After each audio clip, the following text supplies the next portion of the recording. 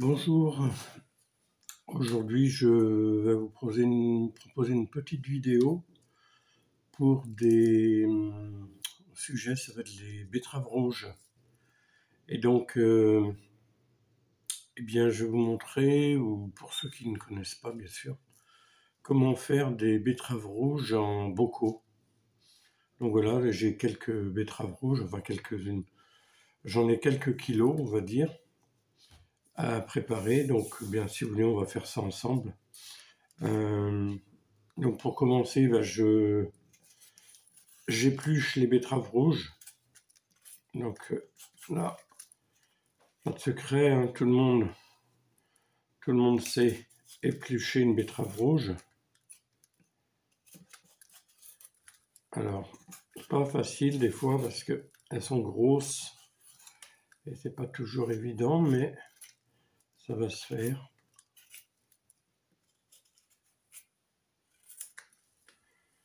Donc voilà, on commence par les éplucher. On va passer notre temps à regarder la façon de les éplucher, mais donc ça c'est la première étape de toute façon qui est très importante.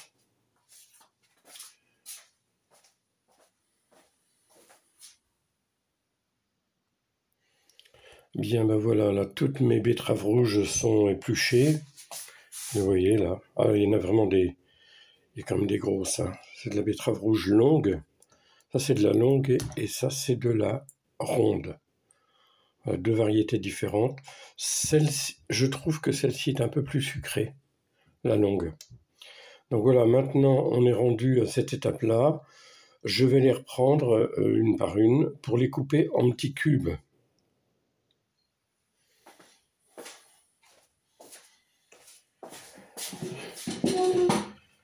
Donc, je prends ma betterave rouge, je vais couper des tranches, vous voyez à peu près comme ça.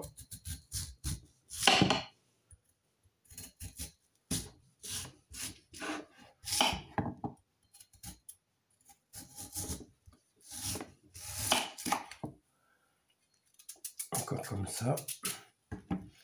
Donc voilà, j'ai remarqué en la coupant qu'il y avait des petites imperfections, vous voyez, c'est un petit peu taché ici. Alors, je les enlève bien sûr. Là c'est pareil. Ça peut arriver des fois, hein, ce ne sont pas des légumes traités. Alors une partie de ces betteraves rouges, celles qui sont grosses d'ailleurs, viennent du potager à Jean-Pierre, que vous connaissez maintenant, hein, pour en avoir vu quelques vidéos que j'ai faites chez lui. J'enlève ces parties un peu esquintées. Voilà. Donc après avoir fait des tranches, alors je vous montre sur un exemplaire, hein, après je ferai les autres avec la caméra en pause, mais donc après les tranches, je les coupe en lamelles. Voilà. Et ensuite, je coupe des petits cubes. Vous voyez, ça vous fait des cubes de betterave rouge. Donc voilà, je vais mettre ça. Bon, pour aller un peu plus vite, je vais essayer de... Des fois, je vais faire des essais, c'est pas toujours des réussites, hein, je peux vous le dire. Hein. Mais bon, on essaie. Ouais, là, oui, j'ai mis 3 couches superposées à faire gagner du temps un petit peu. C'est des petits trucs comme ça, vous savez, mais ça permet de, au lieu de couper une tranche à la fois, ben, j'en coupe 3. Parce que là, j'en ai beaucoup, je dois avoir... vous avez vu ce qu'il y a dans l'évier, dans l'eau. J'ai bien, je dirais bien 5-6 kg de betterave rouge, facile. Donc, ça prend du temps quand même, quoi. Donc, le début de la vidéo, bon, c'était l'éplucher. Voilà, il faut les éplucher, c'est normal. Vous voyez, en ayant fait 3 couches, bah, tout de suite, j'en ai beaucoup plus en un seul coup, pratiquement.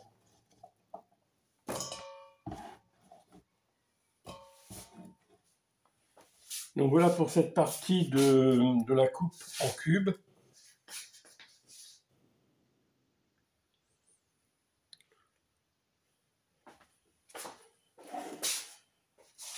Donc voilà, j'ai déjà coupé tout ça en petits cubes.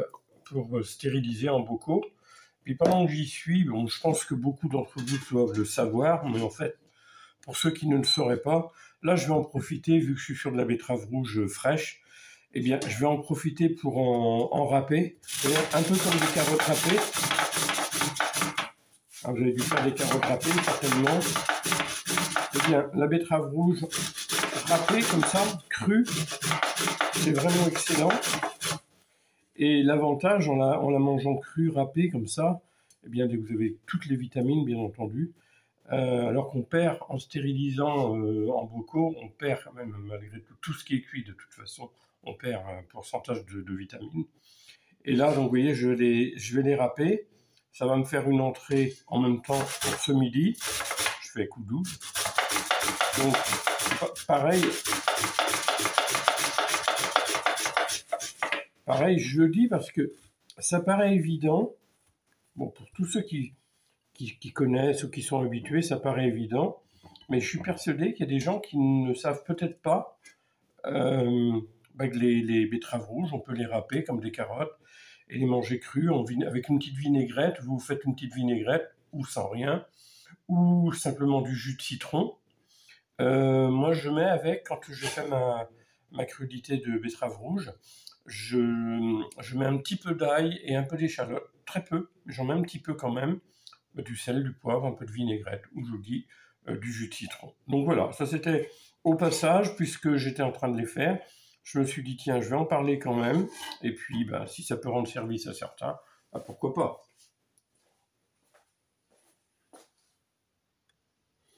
Bon maintenant, vous voyez, là j'ai fini de couper toutes les betteraves rouges en petits cubes. Alors j'ai pesé en tout, il y a 6,5 kg. Mais bon, après ça peut se faire en petite quantité. Moi je fais en grosse quantité parce que j'avais pas mal de betteraves rouges pour mettre en bocaux, mais j'avais envie de faire 2 kg, 3 kg, 1 kg, vous pouvez le faire aussi bien sûr, quoi. Bien, nous allons continuer. Alors, comme je l'ai dit tout à l'heure, j'ai terminé de couper toutes les betteraves rouges en cubes. Donc on les voit là. J'ai commencé à préparer des bocaux. Alors, je vous dis tout de suite, j'ai les vrais bocaux de stérilisation, vous savez, avec le caoutchouc et puis la bague en ferraille. Mais j'ai aussi ces bocaux-là, dont je me sers d'ailleurs souvent pour ce style de conserve. Ce sont des bocaux de taille différente, vous voyez, c'est de la récup. Tout ça, c'est de la récupération, vous voyez ça. Ça, c'était un pot de sauce tomate, vous voyez, donc, mais qui vient pas de chez moi, parce que ma sauce tomate, je la fais moi-même. Mais je récupère auprès des voisins, ils veulent jeter des fois les bocaux vides au verre. Moi, je les récupère et ça me permet d'utiliser ces bocaux pour, comment dire, pour faire mes conserves. Donc, j'ai commencé à en faire. Je ne vais pas tout faire devant vous, mais juste une petite démonstration. Je mets mes betteraves rouges dans les bocaux comme ça. Voilà. Ensuite, je vais tasser. Parce que il faut tasser un peu, sinon on perd du volume et puis on peut en mettre plus et on ne le fait pas, donc c'est dommage. Donc voilà, je tasse bien de façon à en mettre le maximum. Après, il ne faut pas que ça aille trop haut non plus, puisqu'il faut que ce soit recouvert par ce qu'on va mettre dessus après. Alors, vous pouvez constater aussi que j'ai différentes tailles. Vous voyez, j'ai cette taille-là, je passe à cette taille-là après, je passe ensuite à des tailles, on va dire, un peu plus petites encore. En fait, c'est volontaire parce que pour moi tout seul, bon, j'ai pas l'intérêt d'ouvrir un grand bocal comme ça, bien sûr. Donc pour moi seul, bien, je vais ouvrir un bocal comme ça. Par contre, quand mes enfants viennent me voir, on va être plus nombreux à table, eh bien à ce moment-là, j'ouvrirai un bocal comme ça pour voir deux, un comme ça et un comme ça pour équilibrer les quantités. Donc c'est toujours intéressant d'avoir des tailles différentes qui peuvent être utilisées suivant le nombre de personnes qu'on va avoir à table pour faire une entrée ou quelque chose comme ça. Donc voilà, donc vous avez vu, je mets dans les bocaux, je tasse bien. Je vais continuer ça tranquillement et je reviens vers vous pour au moment où je vais mettre l'eau que je vais mettre dedans, mais c'est pas de l'eau simplement comme ça. Donc je vous expliquerai au moment venu. Bien, ben, nous allons continuer. Donc là, j'essayais, tous mes bocaux sont pleins avec les betteraves rouges. J'ai désinfecté les couvercles. J'ai préparé là comment dire, en fait, la préparation que je mets après dans les betteraves rouges, c'est de l'eau, du sel de Guérande, bien sûr, et du poivre, tout simplement. Alors, me demandez pas les quantités. Vous savez, c'est un peu comme vous, quand vous faites de la cuisine, hein, vous savez jamais trop exactement combien vous mettez de sel, combien vous mettez de poivre. Vous goûtez. Donc, moi, c'est ce que j'ai fait. J'ai pris de l'eau chaude. Ça fait gagner du temps comme ça au niveau de la stérilisation tout à l'heure. Et donc, je prends de l'eau chaude, je mets mon sel, je mets mon poivre. Avec le fouet, je mélange bien. Et une fois que c'est bien mélangé, je goûte. Et suivant, je me dis, il faut en rajouter. Si j'ai mis trop de sel, à ce moment-là, je rajoute de l'eau. Voilà, je remets un peu plus d'eau. Tant pis si j'en ai un peu trop. Mais voilà, il faut goûter. En fait, comme quand on fait de la cuisine, c'est un peu la même chose.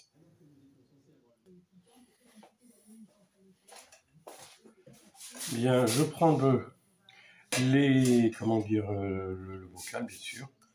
Je remplis avec ma préparation.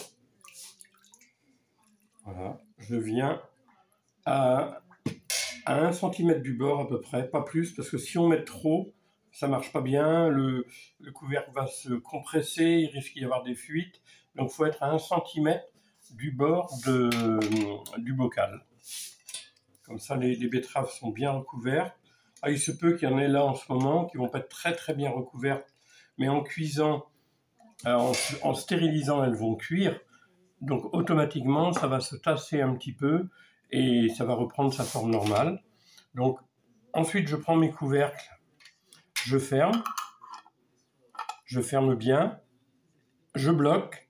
Voilà, là c'est bloqué, c'est bon. Pareil pour celui-là. Là c'est bloqué, c'est bon. Donc ainsi de suite, pour tous les bocaux, ça va être comme ça. Je vais les remplir de ma préparation. Je vais mettre les couvercles, je vais bien bloquer. Et après, on va passer à la stérilisation et je vous montrerai. Bien, il me reste plus que ces bocaux, 4 bocaux à mettre dans le stérilisateur. Vous voyez, là, il est ici. Il va falloir que je serre un petit peu. Voilà. Et puis, il faut toujours un peu composer.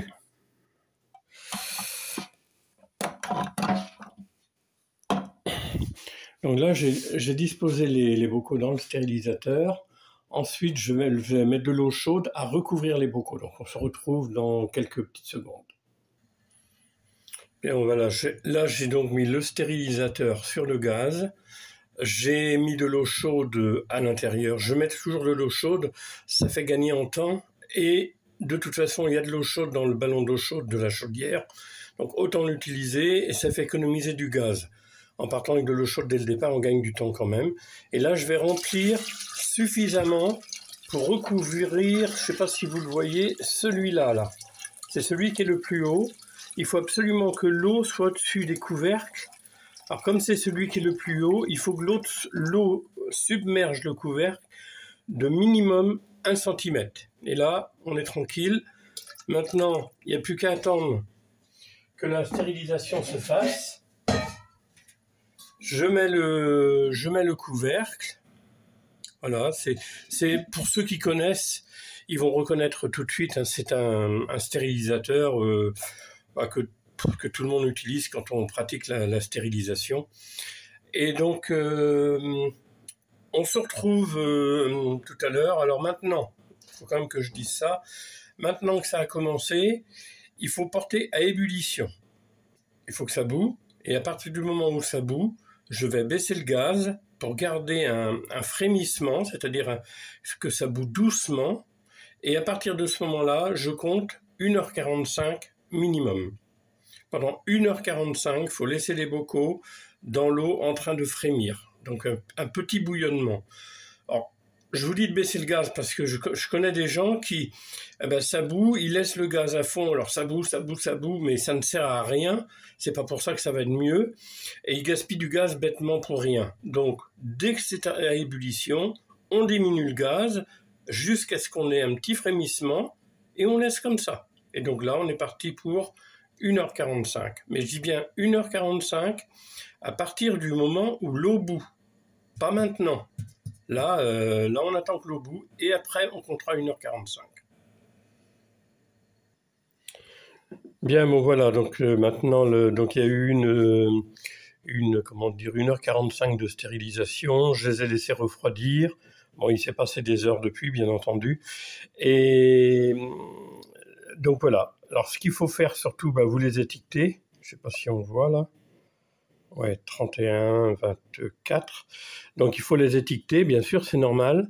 Alors, quand ils sont froids, la façon de savoir si la stérilisation est bien prise, c'est d'appuyer sur le couvercle. Vous voyez là, j'appuie, c'est dur. Là, pareil, sur celui-là, si j'appuie, c'est dur. Celui-là, en fait, ils sont tous durs. Par contre, si quand vous faites ça, si ça fait cloc, cloc, cloc, cloc, c'est que la stérilisation n'est pas prise. Donc vous le mettez de côté, vous allez stocker tous ceux qui sont corrects, et si vous en avez un, c'est très très très rare que ça arrive, mais ça peut arriver. Si vous en avez un ou deux, la stérilisation n'a pas prise, c'est pas perdu. Vous le mettez au frigo, et puis vous les consommez rapidement. Je peux vous dire que là, en supposant qu'il n'était pas bon, celui-là, mais c'est pas le cas, eh bien on le met au frigo, sans l'ouvrir, et il peut rester encore sans problème une dizaine de jours au frigo sans problème, et vous le consommez, voilà, vous avez bien l'occasion de faire une entrée et de mettre des betteraves rouges dans une entrée. Donc il n'y a pas de complication. C'est très simple à faire. Donc un point surtout, c'est qu'il faut une très très bonne hygiène. Moi, ce que je fais, mes bocaux, avant de les utiliser, je les rince, alors ils sont propres, hein, je les rince une nouvelle fois dans de l'eau propre, bien sûr, et ensuite je les passe au four pendant pas longtemps, une ou 2 minutes, pas plus, c'est tout. Un four assez chaud, donc ils ont été rincés, ils sont séchés dans le four, et la température du four, éventuellement, s'il y avait quoi que ce soit, va détruire les microbes. Et je fais pareil pour les couvercles. Alors les couvercles, je les rince parce que c'est souvent des couvercles que je réutilise, parce que ça marche. Alors il arrive qu'au bout d'un certain temps, peut-être au bout de 4, 5, suivant la qualité du couvercle, eh bien au bout de 4, 5 utilisations, eh bien ça fonctionne plus, donc il faut les jeter à ce moment-là. Mais les couvercles, ce que je fais par contre, je vais les laver dans de l'eau dans laquelle je vais mettre quelques gouttes d'eau de Javel. Je les lave là-dedans, ensuite je les rince, ensuite je les essuie bien avec un torchon propre, et je les mets sur le bocal. Donc vous avez vu tout à l'heure, tout était prêt. Donc voilà pour cette conserve de betterave rouge. C'est pas compliqué à faire, et mon Dieu, c'est quand même bien par les temps qui courent d'avoir quelques stocks comme ça à la maison, et croyez-moi, ça coûte beaucoup moins cher de le faire soi-même que de les acheter. Après, c'est juste une question de temps. Allez, je vous souhaite une bonne soirée. Je vous dis à bientôt pour la prochaine vidéo. Et n'oubliez pas de cliquer sur le pouce en l'air éventuellement, ou de laisser un commentaire, ou de vous abonner. Bonne soirée à vous. À bientôt. Bye bye.